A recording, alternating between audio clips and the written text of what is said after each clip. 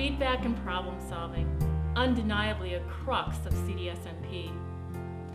As leaders, it's a vital part of our core skills that we know how to properly lead participants through this process.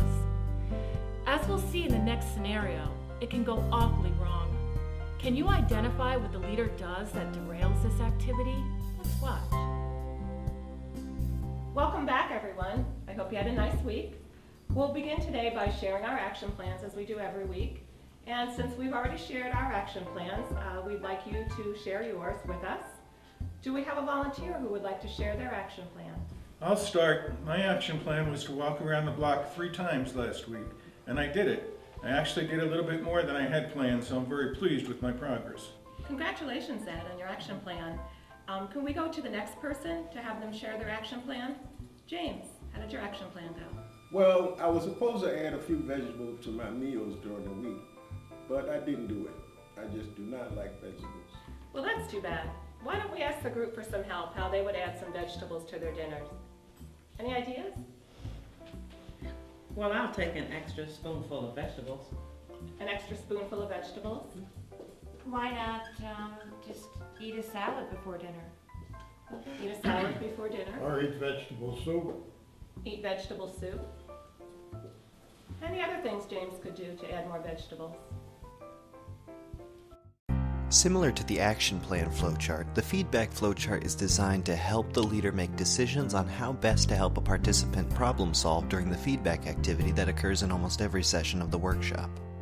The feedback flowchart can help in 2 ways. The first way is that the leader can use the flowchart to prepare for the feedback activity in the workshop. The second way is that the co-leader can follow along with it during the actual feedback activity, reminding the leader if something is missed and keeping him or her on track to best help the participant.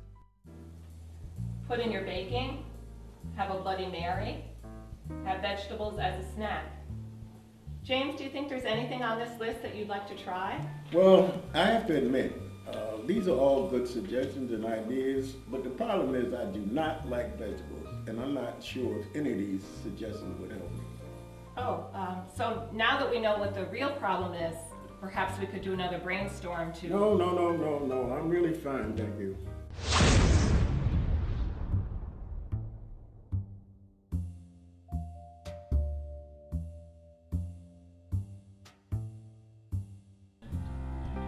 Well, that was a waste of time.